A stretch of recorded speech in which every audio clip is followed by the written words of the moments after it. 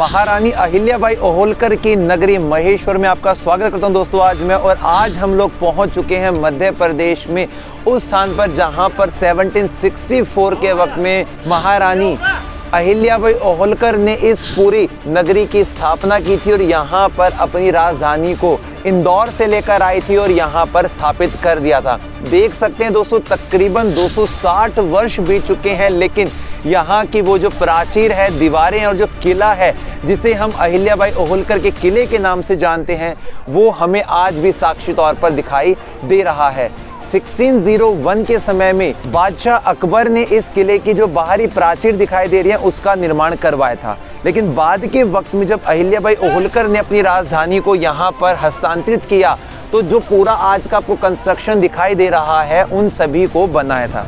ऐसा बताते हैं कि महारानी अहिल्याबाई होलकर के पास उस समय 16 करोड़ रुपए थे और उसी रुपए से उन्होंने भारतवर्ष के जितने भी मुगल आक्रांताओं के द्वारा तोड़े गए घाट और मंदिर थे उनका पुनर्निर्माण करवाया था और भारत के अंदर बहुत सारे मंदिरों का निर्माण भी करवाया था। और दोस्तों, यहाँ पर ये वाला जो हिस्सा है ये फिल्म सिटी के लिए बहुत सारे जो छोटे बड़े टेक होते यहीं पे फिल्मांकन का किया जाता है।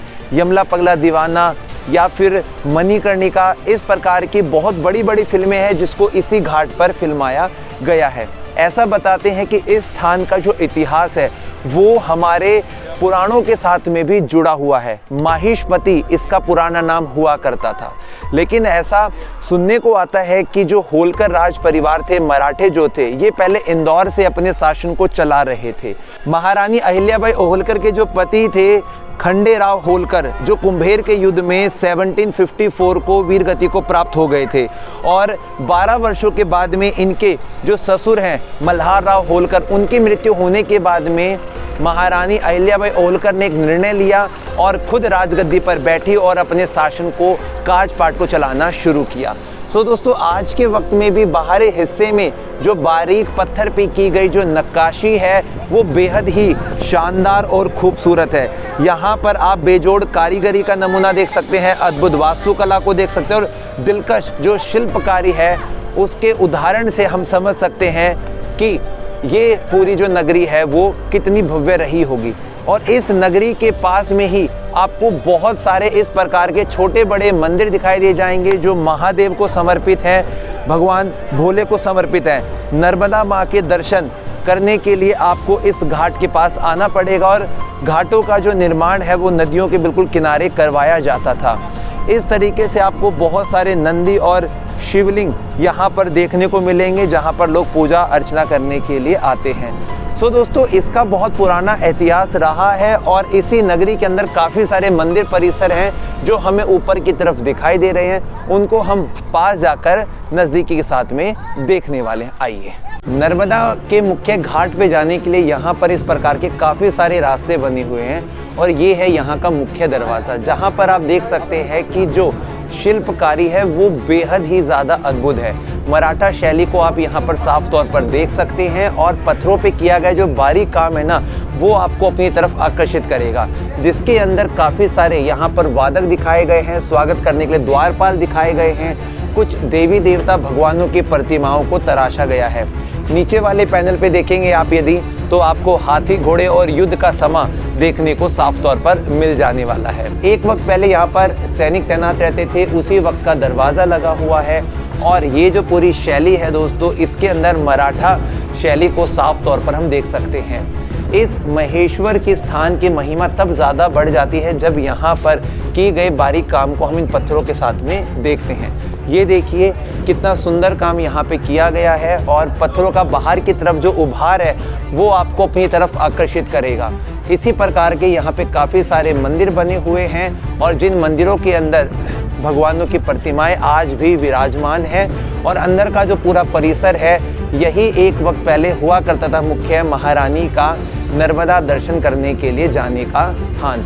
इस द्वार के ऊपर गणेश जी की प्रतिमा बेहद ही खूबसूरत बनी हुई है और ऊपर वाले हिस्से में त्रिपोलिया 3 खिड़कियां देखने को मिलेंगी। इधर से दोस्तों हम चले जाएंगे मुख्य उस राज दरबार में जहां पर आज के वक्त में भी महारानी अहिल्याबाई होलकर की राजगद्दी और उनका राज दरबार है और इस तरफ है दोस्तों काफ़ी सारे पुराने मंदिर, उनको भी जाकर हम अभी देखते हैं। अब हम दर्शन करने वाले हैं अहिलेश्वर मंदिर में, जहाँ पर महारानी अहिल्याबाई होलकर स्वयं आया करती थी पूजा करने के लिए।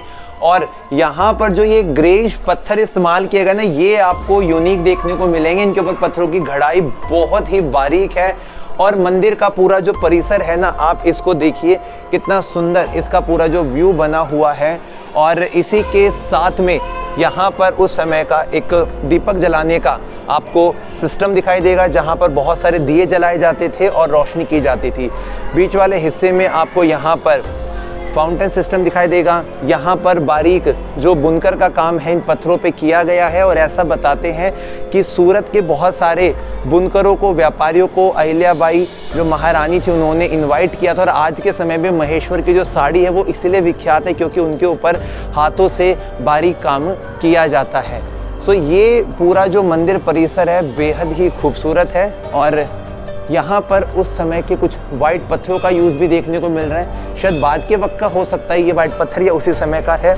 एक बार अंदर की तरफ जाते हैं और गर्भगृह के मुख्य परिसर में दर्शन करते हैं। जगती के ऊपर बना हुआ ये वाला मंदिर महारानी अहिल्याबाई होलकर के वक्त से ही विख्यात है। लोग नारियल भेंट करते हैं यहाँ पे। महादेव के सामने आपको दर्शन हो रहे हैं, हर हर महादेव। सो मुख्य गर्भगृह में आज भी यहाँ पे महादेव को नारियल चढ़ाया जाता है, मन्नत का नारियल। राज राजेश्वरी प्राचीन मंदिर के परिसर में अब हम पहुंच चुके हैं। और ऐसा बताते हैं दोस्तों, इस स्थान का जो महत्व है वो हमारे पुराणों से बताया जाता है। और इतिहासकारों के अनुसार ये पता लगता है कि इसी हिस्से को गुप्त काशी शिव नगरी के नाम से भी जाना जाता है। और यहाँ पर अहिल्याबाई होलकर ने न्याय की नगरी को बसाया था। स्कंद पुराण, रेवाखंड और वायु पुराण में यहाँ का पुराना नाम महिष्मती बताया जाता है। यहाँ के एक राजा हुआ करते थे सहस्त्र अर्जुन, जिन्होंने रावण को भी हराया था और कैद में रखा था। और भगवान परशुराम के पिता महर्षि जमदग्नि की भी हत्या की थी। लेकिन बाद में विष्णु भगवान के अवतार परशुराम ने सहस्त्र अर्जुन राजा का वध कर दिया था। ये जो राजा थे अहवंशी के थे। और ऐसा बताते हैं कि ये जो पूरा स्थान है इसका जिक्र महाभारत और रामायण के अंदर भी जानने को मिलता है। और महिष्मती जो ये पुराना नाम है, इसी के नाम से बाद में महेश्वर इसका नाम विख्यात हुआ है। ये प्राचीन बहुत सारे मंदिर यहाँ बनाए गए हैं। इन पूरे परिसर को आप देख सकते हैं, जिसकी पहचान यहाँ पर मराठे शासकों के समय से होती रही है।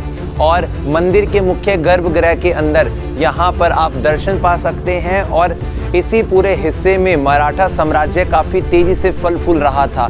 इंदौर, भोपाल, महेश्वर, मांडव, यहाँ पर लास्ट के कुछ 300 वर्षों की अगर हम बात करें तो मराठा साम्राज्य बहुत तेज़ी से बढ़ रहा था। और यहाँ का प्रसिद्ध ये स्थल है जिसे हम बोलते हैं राज राजेश्वरी मंदिर परिसर।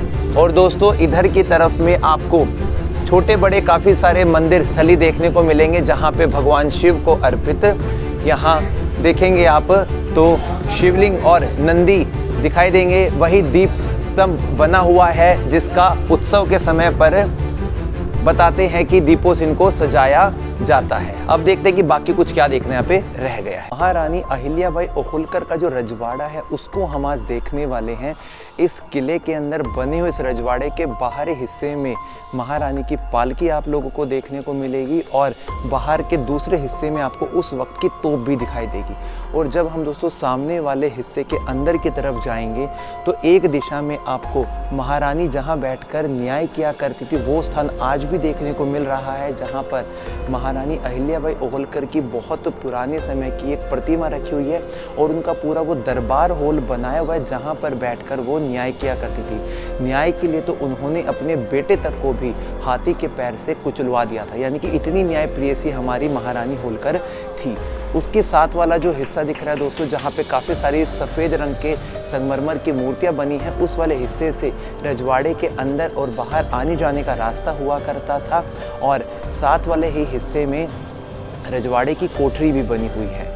और दोस्तों एक तरफ हम लोगों को होलकर परिवार के जो अस्त्र शस्त्र है वो गैलरी देखने को मिलेगी, जहाँ पर आज भी तोप के गोले, तलवार, बड़ी बड़ी बंदूकें और पालकी देखने को मिल रही है, जो यहाँ पर महारानी अहिल्याबाई होलकर परिवार के अस्त्र शस्त्र की गैलरी के रूप में देखी जा सकती है। जब बाहर निकलने के बाद में हम देवघर में जाएंगे, जहां पर आज के वक्त में भी महारानी जिन कान्हा जी को पालकी में हिलाया करती थी, डुलाया करती थी, खिलाती थी, वो आज भी यहाँ रखा हुआ है। और ये वाला जो हिस्सा है देवघर के नाम से जाना जाता है। यहाँ पे काफ़ी सारे शिवलिंग आप लोगों को देखने को मिलेंगे और महारानी अहिल्याबाई होलकर की हम जय बोलते हैं, क्योंकि इन्होंने हमारे भारत में इतने सारे मंदिरों का निर्माण करवाया था और उन्हें पुनर्निर्मित भी करवाया था। तो दोस्तों, इन्हीं शब्दों के साथ में अपनी इस वीडियो को यहीं पे समाप्त करते हैं। अब जाएंगे आगे वाले भाग में। तब तक के लिए जय हिंद, जय भारत।